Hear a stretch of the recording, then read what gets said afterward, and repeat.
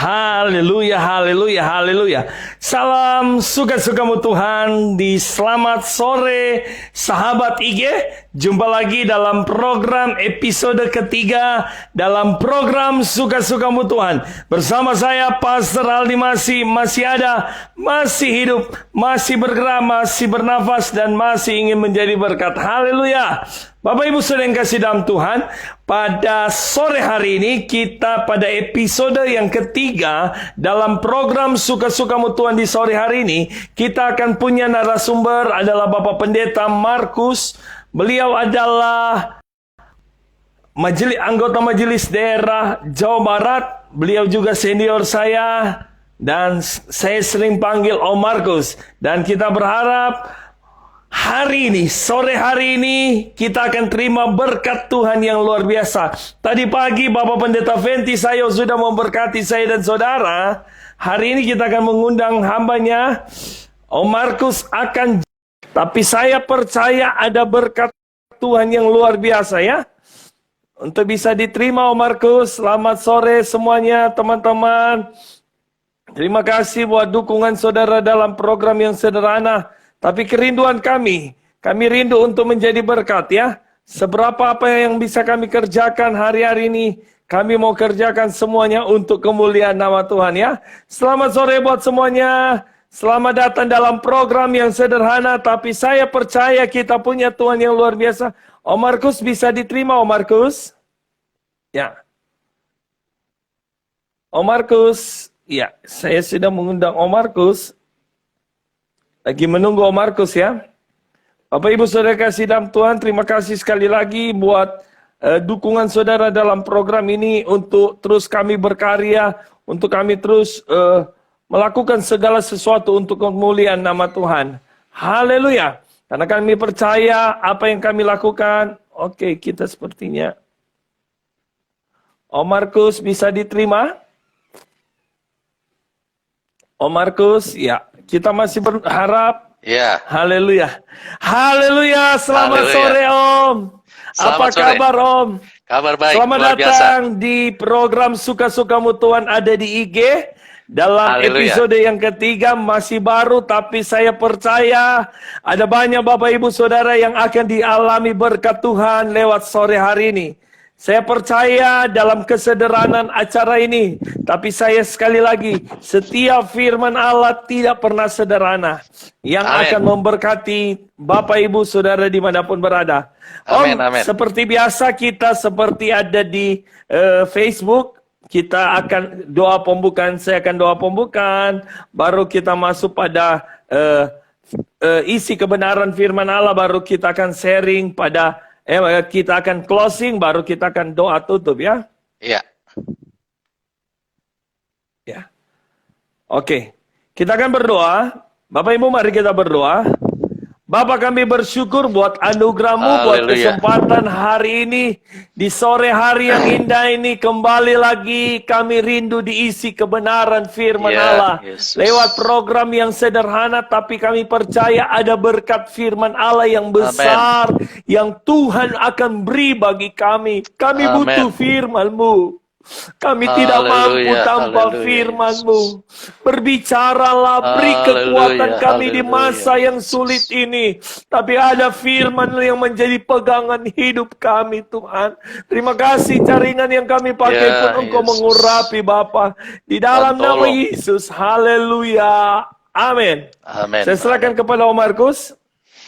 Haleluya. Selamat sore, Pastor Aldi. Selamat sore. Bisa dengar suara saya? Iya, Om. Bisa Om, bisa Om. Ya. Dan selamat sore kepada semua penggemar suka-sukamu Tuhan. Ya. Amin.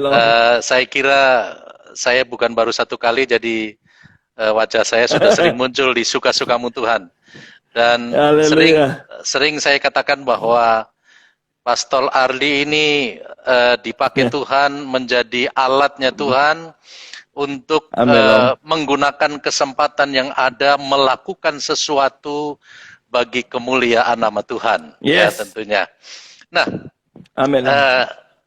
kami ini dengan Pastor Aldi sama-sama dari Cianjur. Jadi saya ingin sedikit bicara mengenai almarhum orang tua kita, Iya, Om. ketua kita, dan ada begitu banyak nasihat-nasihat yang sampai Amin. hari ini saya tidak bisa lupa, begitu. Ya, Yes. karena itu sore hari ini saya ingin menyampaikan satu tema yang merupakan jargonnya almarhum Pak Awon Datu. Masih ingat Pak Aldi? Kembali ke masa depan. Ke masa depan. Kembali kepada masa depan. Iya. Haleluya. Saya betul-betul dengan hal-hal yang disampaikan oleh Pak Awon Datu, ada banyak hal yang fenomenal. Ya, waktu beliau mau menjadi MD yang pertama, itu jargonnya berjalan tanpa kaki. Berjalan tanpa kaki. Terbang tanpa sayap. Tanpa sayap, motor. Nah, tapi tentang kembali ke masa depan, ini banyak orang juga yang sedikit bingung kalau tidak tahu. Iya. Bagaimana mungkin kita mau kembali tetapi ke masa depan? Ya. Betul. Nah, itulah sebabnya sore hari ini di kesempatan yang baik ini saya akan membaca satu ayat dari Yeremia pasal 29 ayat yang ke-11. Yeremia pasal 29 ayat yang ke-11. Ayat itu berkata begini, sebab aku ini mengetahui rancangan-rancangan apa yang ada padaku mengenai kamu. Demikianlah firman Tuhan, yaitu rancangan damai sejahtera dan bukan rancangan kecelakaan. Amen. Untuk memberikan kepadamu hari depan yang penuh harapan. Ya. Haleluya. Ini ayat ini mungkin sering kita membaca ayat ini, ya. Tetapi ada banyak orang yang bingung tentang masa depan. Apalagi pada saat-saat ini kita diperhadapkan dengan satu situasi yang tidak mudah menurut saya, ya. Tidak mudah. Dan ini juga pesan ini atau nasihat ini, ayat ini disampaikan kepada orang buangan di Babel. Ya, mereka dalam kondisi yang ditekan. Nah, yang ingin disampaikan melalui pesan ini bahwa semua rancangan Tuhan itu akan bekerja menuju hari depan yang penuh dengan harapan, ya, yang akan diberikan Tuhan pada waktunya nanti, ya. Dan saya percaya bagi kita sebagai orang-orang yang percaya kepada Tuhan, masa depan itu pasti akan sampai, ya, akan tiba. Tetapi waktunya itu ada di dalam tangan Tuhan.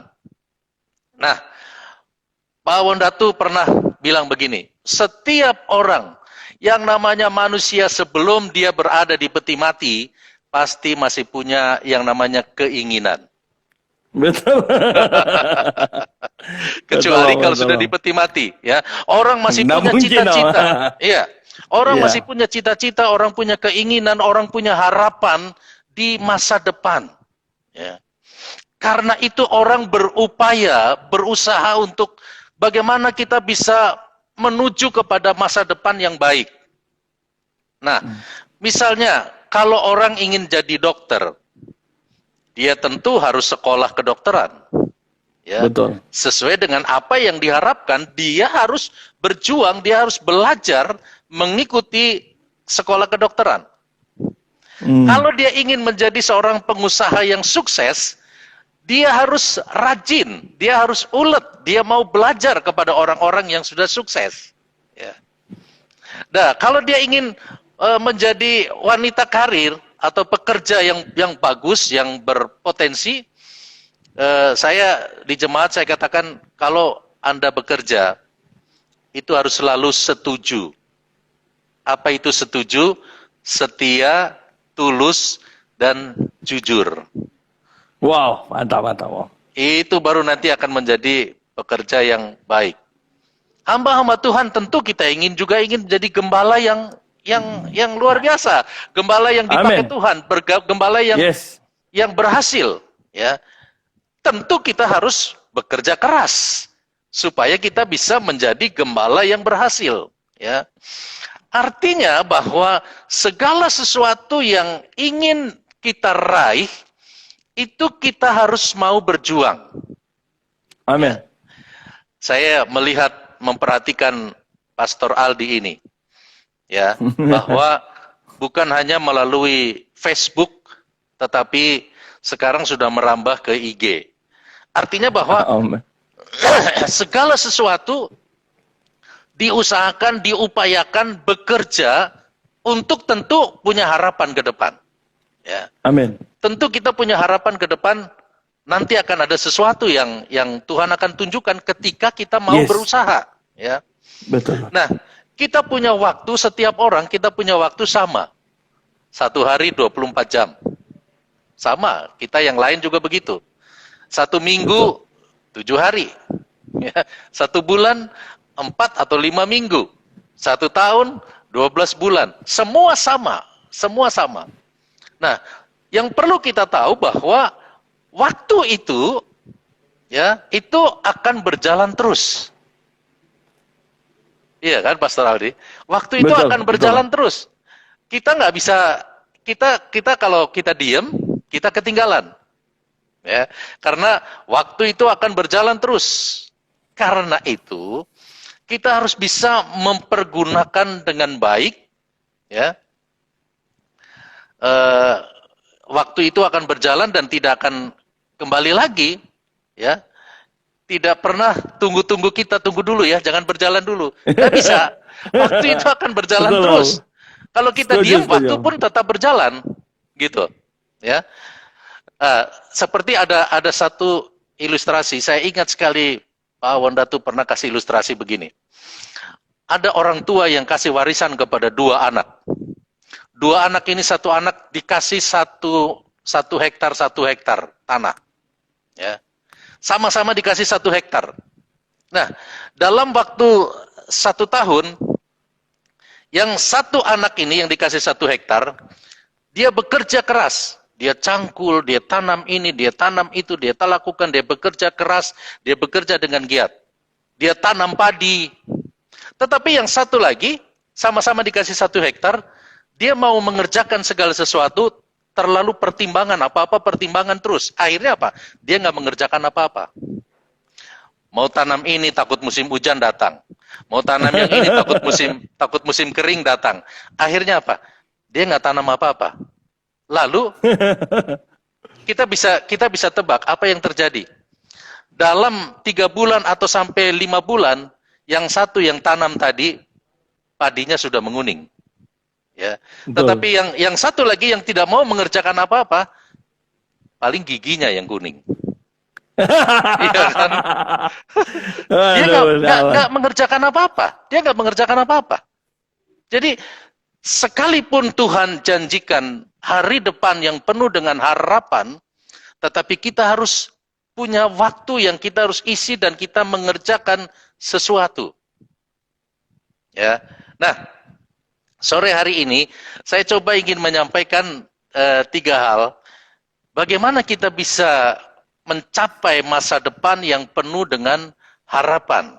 Nah, ini yang kita perlu perhatikan di sini. Bagaimana supaya kita bisa mencapai hari depan yang penuh dengan harapan. Jangan sampai seperti perumpamaan tadi. Kita dikasih waktu, dikasih bagian, dikasih tugas, tapi kita tidak mengerjakan apa-apa. Karena itu saya sangat mendukung programnya Bro Aldi, ya. Karena artinya mau mengisi waktu luang yang ada ini diisi dengan hal-hal yang positif, ya. Dan kalau kita ingin melihat orang-orang yang berhasil, kita lihat bahwa dia nggak pernah putus asa. Apakah dia nggak pernah gagal? Mungkin sering gagal, tapi dia nggak putus asa. Dia coba terus, dia pergunakan waktunya yang ada. Ya. Nah, karena itu ada 3 hal yang saya ingin sampaikan pada sore hari ini. Yang pertama, kita bisa lihat dalam Efesus pasal 5 ayat yang ke-15. Efesus 5 ayat 15 dan ayat yang ke-16. Ayat 15. Karena itu perhatikanlah dengan saksama bagaimana kamu hidup. Janganlah seperti orang bebal, tetapi seperti orang arif. Dan pergunakanlah waktu yang ada karena hari-hari ini adalah jahat. Ya. Nah, yang pertama yang perlu kita perhatikan di sini adalah perhatikan hidupmu. Ini pesan firman Tuhan. Perhatikan hidupmu. Ya. Artinya apa? Kita suruh memperhatikan hidup kita. Apa yang kita sudah lakukan? Ya. Nah, saya ingat apa yang disampaikan oleh almarhum Pak Awandatu tentang kembali ke masa depan. Itu dia katakan begini, itu seperti gambaran orang yang akan memanah. Iya. Orang yang akan memanah itu ditarik dulu ke belakang, baru dilepas. Ya. Jadi ditarik dulu ke belakang, baru dilepas. Artinya apa, saudara-saudara? Ya, saya, karena ini sangat memotivasi saya, jadi saya ingin ini memberkati orang lain, begitu. Ya. Jadi coba kita perhatikan, orang yang berhasil adalah orang yang mempersiapkan. Coba tarik dulu, katakanlah 3 tahun yang lalu atau 5 tahun yang lalu, apa yang kita sudah kerjakan? Apa yang kita sudah buat? Tarik dulu. Kita melakukan sesuatu atau enggak? Kalau kita tidak melakukan sesuatu, jangan hari ini kita mengharapkan sesuatu. Iya kan? Betul. Nah, jadi sama seperti anak-anak di masa kuliah. Dia kuliah, pada waktu kuliah itu sama seperti sedang menarik ke belakang. Kuliah dia paling tidak minimal 4 tahun. Atau misalnya ada telat-telat dia 5 tahun. Tapi setelah itu, panah itu harus digunakan. Ya. Jadi dia tarik dulu ke belakang, baru lepas. Ya. Jadi ketika kita mengisi waktu tarik dulu ke belakang, apa ikhtiar kita, apa usaha kita, apa yang kita kerjakan 4 tahun ke depan atau 5 tahun di belakang maksud saya, 4 tahun di belakang atau 5 tahun di belakang, apa yang kita sudah kerjakan? Gitu. Tarik dulu ke belakang. Nah, dalam kehidupan ini ada 3 dimensi. Ini yang menarik. Dalam kehidupan ini ada 3 dimensi. Dimensi yang pertama adalah evaluasi. Atau kita istirahat, kita merenung. Ya, kita boleh kerja, tapi kita perlu evaluasi juga. Ya, kita perlu renungkan. Apa yang kita kerjakan ini? Hasilnya bagaimana? Di bagian mana yang perlu saya tingkatkan? Iya kan? Jadi perlu ada evaluasi. Itu dimensi yang pertama. Lalu dimensi yang kedua adalah perubahan atau breakthrough, terobosan. Yes. Dalam kehidupan orang yang ingin maju, dia harus mau berubah. Ya. Amin. Kalau dia nggak mau berubah, sorry, bisa ketinggalan, saudara. Ya, bisa ketinggalan. Kita harus mau berubah demi sebuah kemajuan. Ya.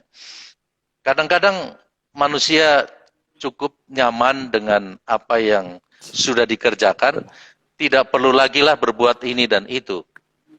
Iya kan? Tapi inginnya maju pesat, ya tidak bisa. Ya. Jadi tahap yang kedua harus kita mau berubah. Ya, kalau kita mungkin di 3 tahun yang lalu kita agak sedikit malas-malas, mari kita bangkit. Kita harus semangat. Amin. Kita mengerjakan sesuatu untuk mencapai sebuah masa depan yang penuh dengan harapan. Lalu dimensi yang ketiga, ini kita harus berusaha punya visi, kita harus punya mimpi, kita harus punya keinginan, kita harus punya target, ya, sehingga dalam jalan kita ini kita punya sasaran. Ya, kalau kita nggak punya visi, kalau kita nggak punya sasaran, ya langkah kita ngawur. Ya, kita berbuat apa saja, yang penting bekerja gitu. Beda dengan orang yang punya visi, dia punya sasaran yang tepat. Ya, amin. Di satu ayat di Filipi 3 ayat 14. Filipi pasal 3 ayat yang ke-14 berkata begini. Dan berlari-lari kepada tujuan untuk memperoleh hadiah, yaitu panggilan sorgawi dari Allah dalam Kristus Yesus. Ya. Jadi kita harus berlari kepada tujuan. Ya. Kita harus mencapai sasaran itu. Kita harus kejar, kita harus berlari untuk memperoleh hadiah. Ya. Jadi yang pertama, coba kita periksa bagaimana kita hidup sekarang. Yes. Ya. Jadi kita renungkan, coba kita beristirahat, kita evaluasi apa yang kita sudah kerjakan, apa yang perlu diperbaiki, apa yang perlu ditambah, apa yang perlu dikurangi, ya, sehingga makin ke depan tentu kita punya kerinduan semakin baik, ya, sama seperti program Suka-Sukamu Tuhan. Pasti ke depan ingin lebih baik, ya toh. Dari waktu kemarin saya mengikuti selalu katakan acara yang sederhana. Nah, ini dari sebuah kesederhanaan ketika kita mau melangkah, ketika kita mau bertindak. Yes. Sesuatu yang besar itu dimulai dari sesuatu yang sederhana. Amin. Ya. Amin, Om. Lukisan yang indah itu dimulai dari satu titik. Yes. Dari titik dulu baru jadi lukisan yang indah. Ya, nggak tiba-tiba langsung jadi jebret, jadi lukisan. Tidak. Ya, karena itu saya katakan saya mendukung kalau program yang seperti ini sederhana tetapi berjalan terus. Artinya ada sasaran tentu yang akan diraih oleh Suka-Sukamu Tuhan. Ya, jadi yang pertama perhatikan bagaimana hidup kita, ya, dan kita mau mengoreksi diri, ya, mau berubah. Haleluya. Ya, lalu yang kedua. Jangan sia-siakan kasih karunia Allah. Amin. Ya, kita tidak boleh menyia-nyiakan banyak hal yang Tuhan sudah beri dalam kehidupan kita. Dalam 2 Korintus pasal yang ke-6 ayat yang pertama. 2 Korintus pasal yang ke-6 ayat yang pertama. Ayat itu berkata begini. Sebagai teman-teman sekerja, kami menasehatkan kamu supaya kamu jangan membuat menjadi sia-sia kasih karunia Allah yang telah kamu terima. Ya. Amin. Anugerah yang besar Tuhan sudah beri dalam kehidupan kita.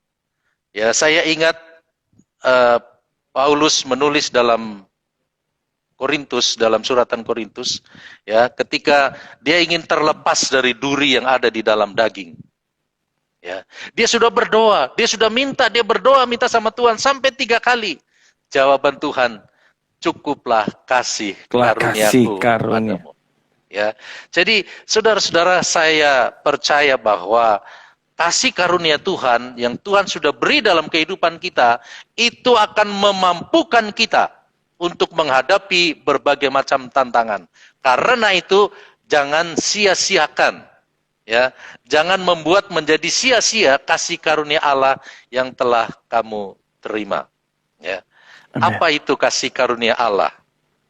Kasih karunia Allah adalah kebaikan Tuhan yang seharusnya kita nggak layak untuk menerima, ya, karena kita adalah orang-orang berdosa. Tetapi oleh anugerah Tuhan kita menjadi orang yang berharga. Ya. Oleh anugerah Tuhan kita dibenarkan. Jadi kasih karunia adalah pemberian Tuhan, kebaikan Tuhan yang seharusnya kita nggak layak, tapi Tuhan beri. Itulah kasih karunia. Ya. Lalu pengertian kasih karunia yang kedua adalah kemampuan Tuhan. Kasih karunia adalah kemampuan Tuhan yang Tuhan berikan kepada kita supaya kita mampu melakukan hal-hal yang kita tidak mampu lakukan. Ya. Jadi kekuatan Tuhan diberikan kepada kita supaya kita mampu melakukan hal-hal yang kita tidak mampu lakukan. Ya. Jadi mungkin ada hal-hal yang berat buat kita untuk kita kerjakan, untuk kita lakukan. Tetapi dengan kasih karunia Tuhan, kekuatan Tuhan yang Tuhan berikan, membuat kita mampu mengerjakan hal-hal yang kita tidak mampu lakukan. Ya. Yes. Ada satu contoh yang sederhana. Ya. Yesus, dia pernah berkata begini, kasihilah musuhmu seperti dirimu sendiri. Ya. Sendiri. Nah, kepada orang yang pernah menyakiti kita, kepada orang yang pernah melukai kita, itu tidak mudah loh kita mau mengampuni orang itu. Ya, tidak mudah. Tetapi kalau sampai kita bisa mengampuni orang itu, kita bisa memaafkan orang itu, itulah kasih karunia. Jadi pada waktu kita nggak mampu, tetapi Tuhan mampukan kita, kekuatan Tuhan diberikan kepada kita, membuat kita mampu mengampuni orang yang bersalah kepada kita. Ya. Amin. Contoh yang paling gampang itu di kehidupan rumah tangga. Ya. Tidak bisa dipungkiri antara suami dan istri, iya kan? Pak Aldi udah berapa tahun pernikahan? Baru jalan 13 Om. Baru. Pernah selisih paham? Pernah Om. Pernah, iya. Nah, begini. Kadang-kadang ya seorang yang berumah tangga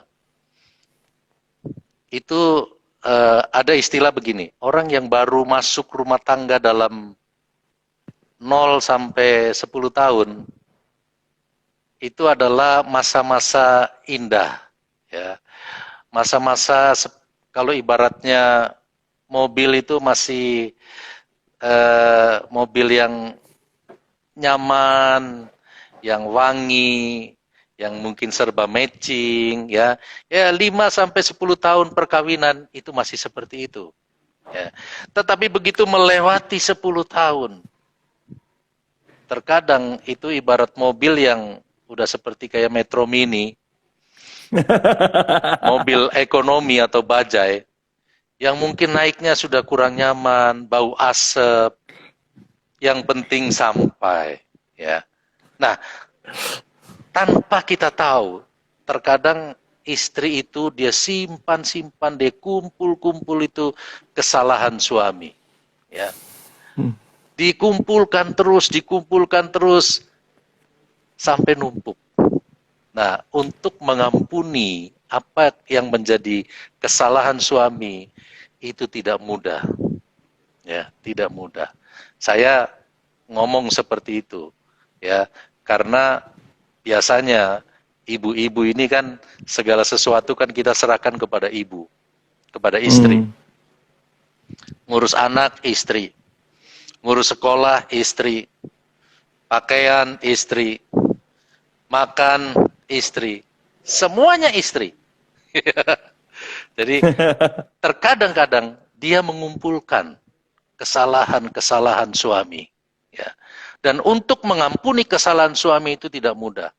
Tapi kalau sampai seorang istri yang mungkin sudah capek, sudah lelah, terluka, tersakiti, tapi masih bisa menyayangi suami, itu kasih karunia. Amin, amin. Itu kasih karunia daripada Tuhan. Dan itu tidak gampang. Ya. Makanya firman Tuhan tadi Paulus katakan, jangan sia-siakan kasih karunia Allah. Untuk kita, ya tadi, siapa yang ingin jadi dokter, sekolah kedokteran. Siapa yang ingin jadi gembala yang baik, dia mesti belajar. Siapa yang ingin punya rumah tangga yang baik, keluarga yang baik, dia juga mesti banyak hal yang harus dilakukan. Salah satunya ini, jangan membuang kasih karunia yang daripada Tuhan. Ya. Lalu yang ketiga, untuk kita bisa tercapai kepada masa depan yang penuh dengan harapan. Hal yang ketiga, yaitu kita harus bekerja lebih keras. Yes. Kita harus lebih semangat. Dalam kita mencapai sasaran itu, mencapai kepada masa depan yang penuh dengan harapan, kita harus semangat. Ya. Nggak boleh kita, santai aja lah, santai aja. Nggak bisa. Kita harus semangat. Ya. Amin. Kita contoh, Rasul Paulus, dalam 1 Korintus 15, ayat yang ke-10. Dalam 1 Korintus 15, ayat yang ke-10, saya akan baca berbunyi demikian. Tetapi karena kasih karunia Allah, aku adalah sebagaimana aku ada sekarang. Dan kasih karunia yang dianugerahkannya kepadaku tidak sia-sia. Sebaliknya, perhatikan, aku telah bekerja lebih keras. Amin. Daripada mereka semua. Tetapi bukannya aku, melainkan kasih karunia Allah yang menyertai aku. Ya, kita melihat, saya termotivasi dengan ayat ini, ya, bahwa untuk kita menjadi orang yang berhasil, kita harus mau kerja keras. Ya. Amin. Bekerja lebih keras. Tetapi kita belajar dari Paulus, ketika kita mencapai hasil yang baik itu, kita harus katakan, tapi bukan aku, tapi kasih karunia Allah yang menyertai aku. Ya. Sehingga ketika ada bahasa yang keluar dari kita bahwa kalau kita berhasil mencapai sasaran, kita berkata, tapi sebenarnya bukan aku, tapi kasih karunia Allah yang menyertai aku. Itu yang membuat orang nggak jadi sombong. Ya.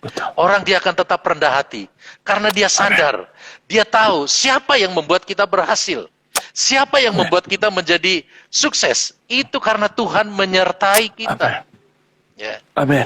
Seperti apa yang ditulis dalam Yohanes 15. Ya, kalau engkau adalah carang, aku adalah pokok. Carang tidak bisa berbuat apa-apa kalau tidak nempel sama pokok anggur. Ya. Jadi kita sebenarnya tidak bisa berbuat apa-apa. Kemampuan kita sedikit, kata kitab Wahyu. Kemampuan kita sangat terbatas. Tetapi oleh kasih karunia Allah, kita diberikan kemampuan. Ya, karena itu kemampuan yang Tuhan berikan kepada kita, kita mau bekerja lebih keras. Ya. Amin. Jadi ada 3 hal yang saya sampaikan pada sore hari ini. Yang pertama, perhatikan hidupmu. Ya, Amin. kita introspeksi diri, perhatikan hidupmu. Ya, saya suka berkata kepada jemaat begini: kalau kita hanya pintar nilai orang, itu nilainya kecil di hadapan Tuhan. Kalau kita cuma pintar nilai orang, tetapi kalau kita pintar nilai diri kita sendiri, artinya kita sering mengoreksi diri. Ya, apa yang saya sudah lakukan, apa yang belum, apa yang perlu diperbaiki, maka itu nilainya besar di hadapan Tuhan. Ya. Jadi yang pertama, perhatikan hidupmu. Lalu yang kedua, jangan sia-siakan kasih karunia Allah.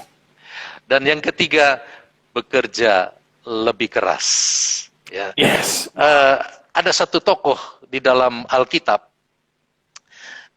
yang menurut saya ini juga perlu kita perhatikan. Ini memotivasi kita sebagai orang-orang percaya. Dalam 2 Samuel 5 ayat yang ke-10. 2 Samuel 5 ayat yang ke-10. Ayat itu berkata begini. Lalu makin lama, makin besarlah kuasa Daud. Sebab Tuhan Allah semesta alam menyertainya. Ya. Makin lama, makin besar. Bukan makin kecil. Makin lama, makin besarlah dia. Yes. Karena dia mau bekerja keras. Dia mau melakukan yang lebih dari sebelumnya. Ya. Dalam Alkitab ada banyak tokoh-tokoh yang terkenal. Misalnya Abraham. Itu seorang yang imannya luar biasa. Itu Abraham. Ya. Dia diuji untuk apakah betul dia mengasihi Tuhan. Anaknya yang tunggal, anaknya yang dikasihi itu diminta oleh Tuhan, dia serahkan. Saya katakan Abraham imannya luar biasa. Ya. Amin. Tokoh yang berikutnya adalah Nuh. Nuh dia disebut sebagai tokoh yang ketaatannya luar biasa. Kenapa? Karena di tengah-tengah manusia yang tidak percaya Tuhan, Nuh dia harus membuat bahtera, sesuatu yang tidak masuk akal. Dia harus membuat bahtera. Dia khotbah dia selama 120 tahun kurang lebih. Dia khotbah, dia memberitakan ayo mengandalkan Tuhan, tapi nggak ada yang mau. Ya, jadi tantangannya luar biasa menurut saya pada zaman Nuh waktu itu. Tetapi dia punya ketaatan yang luar biasa. Dia nggak mau pandang orang luar. Ya, jadi yang menjadi patron, yang menjadi patokan itu bukan orang luar, tetapi dia memandang kepada perintah Allah. Apa yang diperintahkan oleh Tuhan, itu yang harus saya taati. Ya. Yes. Jadi Nuh dia punya ketaatan yang luar biasa. Lalu tokoh yang ketiga adalah Ayub. Ayub itu ketekunannya luar biasa. Ya. Ayub itu ketekunannya yang luar biasa. Karena apa? Kita tahu, Ayub dia disebut orang saleh, orang benar. Tetapi dalam satu hari anaknya mati semua. Dalam satu hari binatangnya habis semua. Semua ternaknya habis, kekayaannya habis. Bahkan istrinya ikut nyerang dia. Ya. Iya. Istrinya ikut berkata, apakah masih mau menyembah kepada Tuhan? Apakah masih mau beribadah kepada Tuhan? Kalau semuanya sudah habis begini. Waduh. Kalau saya jadi Ayub, apakah saya kuat? Tapi Ayub begitu luar biasa, dia tetap tekun, walaupun semua kondisi sudah tidak memungkinkan. Dia tetap tekun. Itu yang luar biasa dalam diri Ayub. Ayub hanya berkata, masakan kita hanya mau menerima yang baik daripada Tuhan. Baik, ya. Ketika kita diperhadapkan dengan sesuatu yang kurang baik, masa kita mau langsung menyangkal Tuhan? Ya. Waktunya berapa lama ini Pak Aldi? Masih Om. Ya, luar biasa. Masih, ya. Kalau sama saya masih terus Om. Ya, jadi kita melihat tadi Daud, dia makin lama makin besar kuasa Daud, sebab Tuhan Allah semesta alam menyertai dia. Ya. Amin. Tentu semua orang rindu mempunyai masa depan yang lebih baik dari masa kini. Amin. Ya, punya masa depan yang penuh dengan harapan. Ya, kenapa Daud sampai Tuhan menyertai dia? Nah itu dia. Ya, Daud sampai makin lama kuasanya makin besar karena Tuhan menyertai dia. Amin. Nah sekarang pertanyaan, kenapa sampai Tuhan menyertai Daud? Itu yang harus kita teliti, kita yang harus pelajari itu. Kenapa Daud disertai oleh Tuhan? Ya. Waktu saya belajar di teologi ya, STT, Sekolah Tinggi Teologi Cianjur. Ya, ternyata STT itu saya berikan singkatan lain kepada Daud. Bukan hanya STT itu Sekolah Tinggi Teologi tetapi Daud, dia sudah lulus STT.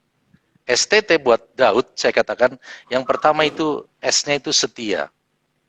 Setia. Daud itu yang lain ada di rumah, Daud suruh jaga kambing di kebun. Iya kan? Dan Alkitab mencatat kambingnya nggak banyak, cuma 2-3 ekor. 2. Tapi dia setia. Ya. Dia setia, dia jaga kambing. Sampai pada waktu mau ada pelantikan raja yang mau diurapi, anak-anak Isai, satu persatu disuruh maju. Satu persatu disuruh maju. Hampir Samuel ya salah mengurapi. Ya.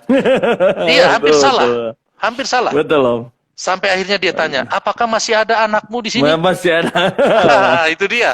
Kadang-kadang orang yang tidak diperhitungkan. Melihat dengan mata jasmani ya. Betul. Orang cuma lihat fisik. Orang cuma lihat postur. Orang cuma lihat yang ada di muka. Yang kelihatan mata. Daud, dia tidak diperhitungkan. Tetapi Samuel dia bertanya, apakah masih ada anak lagi? Oh masih, tapi dia ada di kebun. Lagi jaga kambing. Ya. Panggil, suruh ke sini. Suruh panggil dia ke sini. Dan ternyata Tuhan melihat kesetiaan Daud. Amin. Tuhan melihat kesetiaan Daud. Sehingga waktu diurapi dia menjadi raja. Aduh, saya kira belum ada raja yang seperti Daud. Dia sudah diurapi jadi raja, tapi dia masih jadi pelayannya Saul. Iya. Bawa-bawa alat musik. Iya kan? Nah, kalau itu, sekarang jadi, balik ya Om. Jadi kenapa saya katakan STT? Daud sudah lulus STT. S-nya itu setia. Setia. Ya. T-nya itu taat. Taat. Daud seorang yang taat. Amin. Ya. Daud seorang yang suka berdoa. Dia taat. Sehingga di dalam peperangan selalu menang. Karena apa? Dia selalu tanya sama Tuhan. Dia selalu tanya sama Tuhan. Artinya dia selalu berhasil. Dia tanya sama Tuhan. Tuhan bilang maju, dia maju. Kalau Tuhan katakan jangan maju, dia nggak akan maju. Ya. Daud dia taat. Oleh sebab itu dia selalu mendapatkan kemenangan. Lalu T yang kedua, jadi setia, taat, dan T lagi, takut akan Tuhan. Ini penting. Ini saya baru-baru ini saya disertakan di grup-grup WA, ada banyak sekali grup WA yang saya lihat pembicaranya mulai kepada 2022 ini.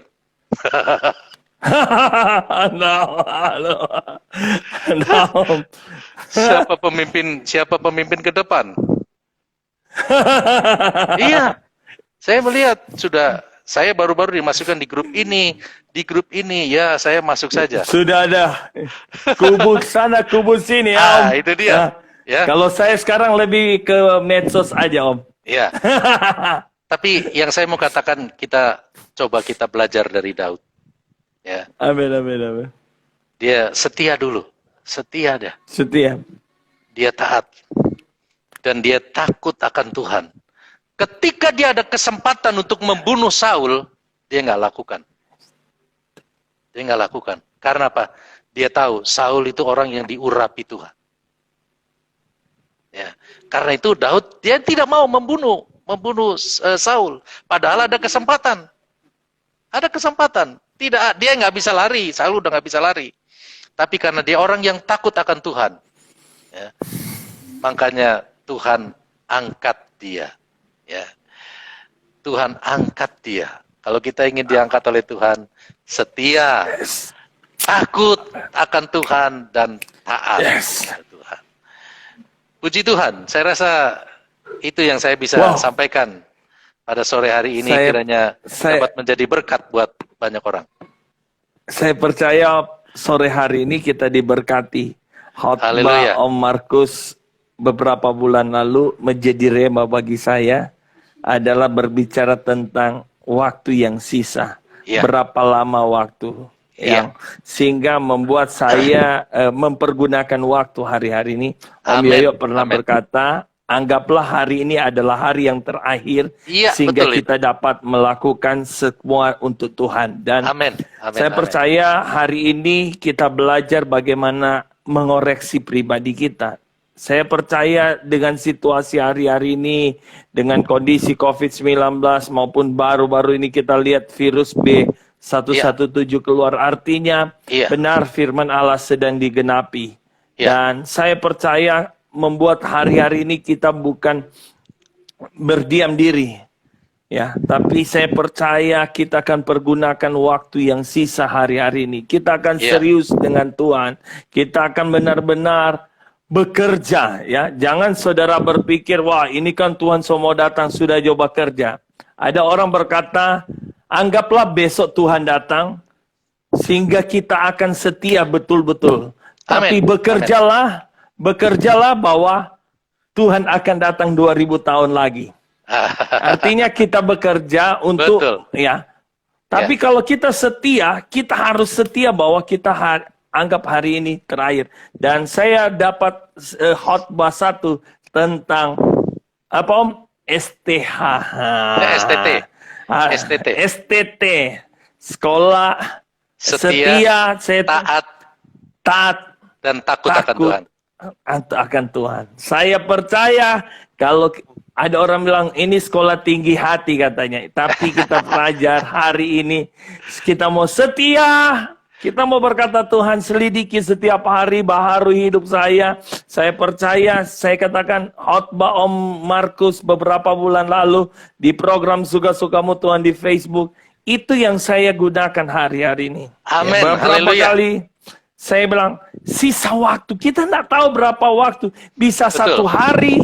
Tadi malam saya katakan sama teman-teman di program Pantekosteran, saya bilang kita tidak tahu kematian itu di tangan Tuhan. Kalau soal kematian ada yang mati karena COVID, saya percaya bahwa sudah waktunya. Tapi waktu yang sisa hari-hari ini kita harus pergunakan. Om, boleh saya masuk pertanyaan ya Om? Iya boleh. Ya, oke. Om, kita lihat bagaimana Daud tadi, dia memang Isai pun, ya kan? Kita tahu bahwa ketika mau dicari seorang raja, dan ada dua hal yang saya dapat Om sampaikan, bagaimana ketika memandang Daud itu ya tidak ada masuk dalam hitungan, betul kan? Kalau kita Tidak lihat dari diperhitungkan, kakak, tidak perhitungkan. Tapi seringkali itu yang kadang-kadang sebagai manusia kita seringkali melihat dengan mata jasmani, ya, Om. Iya, iya, iya. Betul. Alasan orang sehingga dia sampai, maaf, kita pikir ini hamba Tuhan loh yang datang melantik, Om. Iya. Tapi kenapa bisa dia salah melihat, Om? Pandangan, Om. Nah, ini dia. Ini yang seringkali terjadi bukan hanya di penggembalaan, ya kan? Ini dalam sebuah organisasi, sebagai pemimpin besar sekalipun, dia bisa salah menilai orang. Karena seringkali kita hanya melihat dia punya apa, dia pinter apa, iya kan? Nah, seringkali orang hanya melihat tampilan di luar, ya. Sehingga dia cuma melihat, ya mohon maaf, saya bukan anti gelar, saya sendiri ada gelar, tetapi saya jarang ini. Artinya bukan itu yang menjadi ukuran, bukan itu yang menjadi ukuran, tapi integritas sebagai seorang hamba Tuhan. Ya, yes. Daud itu kesetiaannya sudah teruji, ya kan? Ketika dia bukan hanya setia, dia tanggung jawab. Ketika ada singa yang mau terkam dombanya, dia lawan. Ya. Dia lawan. Artinya apa? Dia bertanggung jawab atas tugas yang diberikan oleh ayahnya. Dan mungkin yang lain-lain tidak lihat, tetapi Tuhan lihat. Ya. Jadi menurut saya, penilaian yang daripada Tuhan, itulah yang penilaian yang murni. Ya. Penilaian dari Tuhan itulah yang murni. Manusia bisa salah. Manusia bisa salah. Ya. Nah, kenapa seperti itu? Ya, itu komunikasi kita dengan Tuhan. Setuju. Komunikasi kita dengan Tuhan. Saya katakan bahwa Samuel masih kepekaannya masih bagus. Walaupun hampir bertindak salah, iya kan? Hampir mengurapi orang yang salah. Tetapi pada akhirnya dia masih peka. Ada suara Tuhan katakan, bukan itu. Iya kan? Sampai akhirnya dilantiklah Daud. Ya, kita berdoalah. Berdoa buat pimpinan-pimpinan gereja kita. Ya, kita berdoa buat pekerjaan Tuhan GPDI khususnya, supaya ada orang-orang yang punya kepekaan dengan Tuhan. Ya. Amin. Punya kepekaan dengan Tuhan. Karena itu hari-hari ini itu sangat penting sekali saya rasa. Ya. Iya kan? Karena yang di luar kadang-kadang menarik. lihat dari tampilan di luar kelihatannya, wah ini orang cocok sekali ini. Ya, orang ini pantas sekali ini. Tetapi ya kita belajar untuk menyerah sama Tuhan. Biar Tuhan yang akan menentukan segala sesuatunya. Karena saya yakin Tuhan tidak pernah salah. Ya, Tuhan tidak pernah salah. Itu. Ya, jadi menurut saya kita banyak berdoa lah hari-hari ini, ya kan? Wow. Banyak-banyak berdoa. Kuncinya semua banyak berdoa ya. Saya percaya bahwa Samuel pun hampir salah. Tadi kalau kita lihat hampir. Ya, saya percaya. Tapi ketika dia, poin pertama, ketika dia mulai koreksi, itu yang saya dapat tadi. Ketika Samuel, sepertinya saya. Seringkali kita orang Manado bilang oto-ono, Om. Artinya hantam aja apa aja maunya kita. Iya. Ya. Hantam tanpa kromo. kita kembali. Ya kan? Iya. Tapi saya percaya bagaimana Samuel kembali di poin pertama, dia koreksi. Sepertinya salah. Sehingga dia bertanya, masihkah ada anak? Sehingga yang tidak diperhitungkan sedang mengembalakan. Orang bisa menganggap kita tidak ada arti. Tapi saya percaya mata Tuhan melihat saya dan saudara. Amen. Di kondisi situasi hari ini saya akan terus gunakan waktu. Saya katakan khotbah Om Markus itu menjadi rema bagi saya. Beberapa bulan lalu. Sisa waktu saya setiap hari. Tuhan, berapa lama sih waktu saya hidup? Ya. Berapa lama lagi? Walaupun saya katakan, sekarang aja kita lihat masih muda. Kemarin kita dengar Biro Kesejahteraan di Sulawesi Selatan umur 40 tahun lebih. Artinya kematian itu tidak memandang umur. Betul. Kita nggak betul. tahu berapa lama kita harus kembali. Ya, kemarin kita tahu. Tidak memandang sehat atau sakit. Ya, tidak memandang sehat atau sakit. Ada orang Ada yang orang yang sehat-sehat, pernah, tahu-tahu dipanggil Tuhan. ya, iya Om. Ada juga pernah sempat dia berkata begini Om, Pendeta Aldi tolong doain kita supaya kita mati so nggak tahan. Dia mau minta mati, Tuhan belum mau kasih mati. Artinya hidup kita, Ayub bilang ada di tangan Tuhan. Amin, amin. Sebab amin. itu ada orang berkata kok banyak pendeta GPDI mati karena COVID. Sekali lagi, kematian itu ada di dalam tangan Tuhan. Kalau Tuhan masih beri kesempatan sisa waktu hari-hari ini, saya percaya kita mau kerjakan. Seperti khotbah beberapa lalu, Om Markus, sisa waktu berapa? Iya. Yang tahu hari-hari ini hanya Tuhan. Dan kita semakin dekat dengan Tuhan. Supaya ketika Tuhan panggil, kita semua ada di sorga yang Tuhan janjikan. Iya. Puji Tuhan Bapak Ibu Saudara yang kasih dalam Tuhan. Kita akan dengar closing terakhir ajakan Om Markus. Gereja kita akan genap 100 tahun. Beberapa hari ke depan. Apa sih kerinduan dari Om Markus, seorang gembala, seorang pemimpin di Jawa Barat? Iya, saya akan menyampaikan tentang dimensi kehidupan tadi yang menurut saya ini perlu diperhatikan. Yang pertama adalah evaluasi, merenungkan. Amin. Ya. Yes. Kita hari-hari ini kita perlu merenungkan tentang kehidupan kita. Apakah kita adalah termasuk orang yang layak, yang berkenan di hadapan Tuhan? Itu kita perlu renungkan. Kita perlu merenung. Yes. Kita perlu istirahat. Yes. Memang kerja itu bagus, tapi ada waktunya juga untuk merenungkan. Ya. Yes. Saya percaya ketika Tuhan menciptakan hari pertama sampai hari yang ke-6, hari yang ke-7 istirahat. Ya. Dan ternyata dikatakan semuanya baik. Bagaimana dengan kehidupan kita? Kita mau evaluasi kehidupan kita hari-hari ini. Amen. Lalu yang kedua, tentang bagaimana kita harus mau berubah. Ya, mau berubah. Ketika kita sudah koreksi, kita sudah evaluasi, kita sudah introspeksi. Begitu ada kekurangan pada kita, kita harus mau berubah. Harus mau berubah. Artinya bahwa di dalam kehidupan kita harus ada terobosan. Ya. Harus ada terobosan. Lalu hal yang ketiga, kita harus tetap pada sasaran. Jangan bergeser. Ya. Jangan kita mau bergeser. Tapi kita tetap pada sasaran kita. Ya. Yusuf, dia mimpi menjadi orang besar. Tetapi tantangannya tidak sedikit. Ya, dari saudara-saudaranya. Dia dibuang ke sumur, dia dijual, masukkan ke dalam penjara. Iya kan?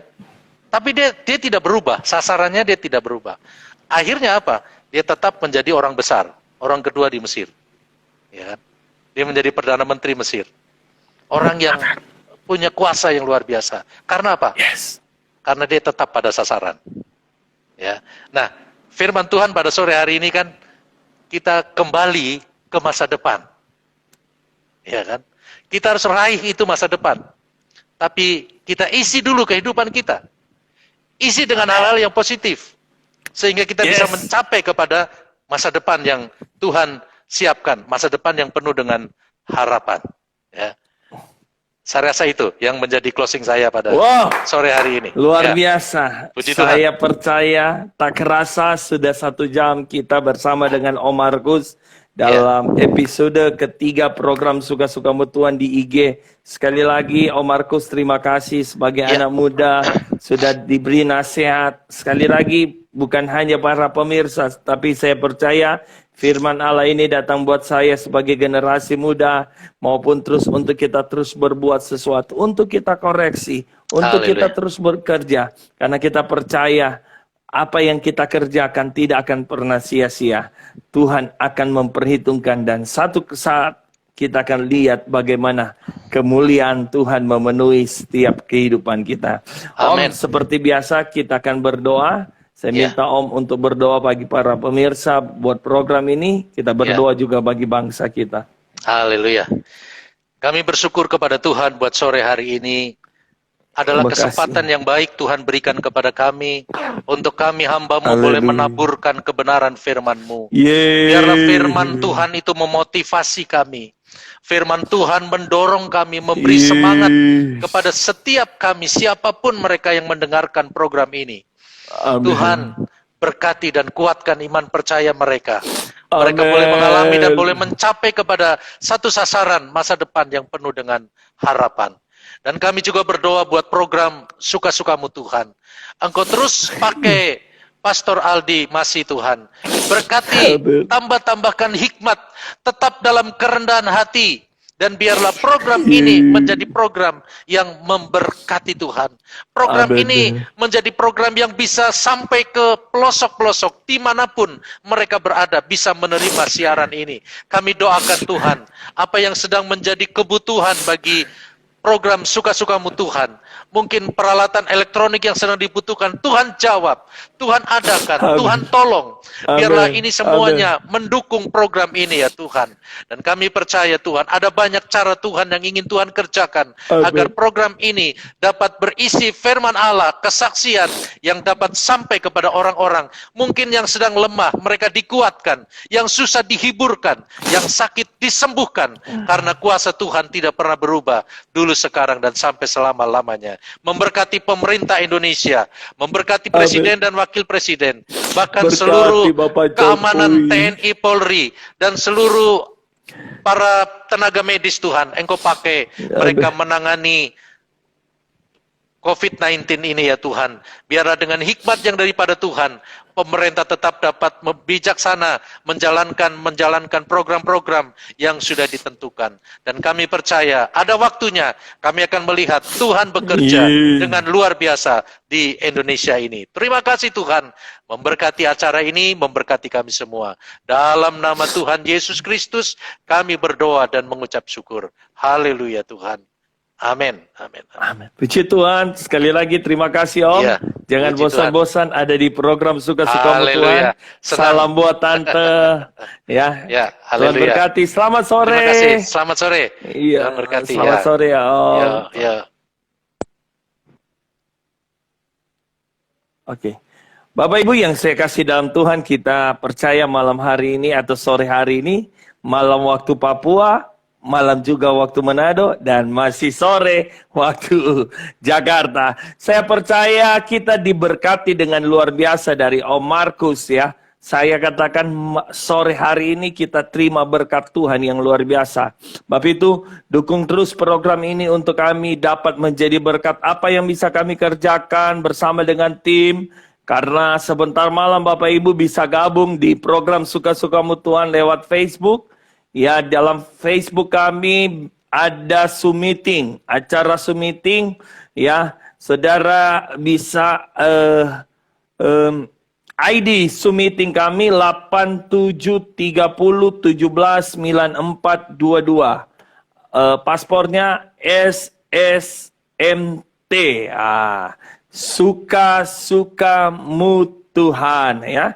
Puji Tuhan, sekali lagi terima kasih, dan besok pagi kita ada program Suka-Sukamu Tuhan, dan besok sore ada beberapa anak-anak muda, anak remaja yang punya hati untuk terus bergerak. Sampai jumpa nanti malam dalam program Suka-Sukamu Tuhan jam 8. Jam 7 kami sudah buka Zoom meetingnya di program Suka-Sukamu Tuhan live secara Facebook maupun YouTube, dan semuanya kita kerjakan untuk Tuhan. Bersama saya Pastor Aldi masih ada, masih hidup, masih bergerak, masih bernapas, dan masih ingin menjadi berkat. Haleluya. Amin.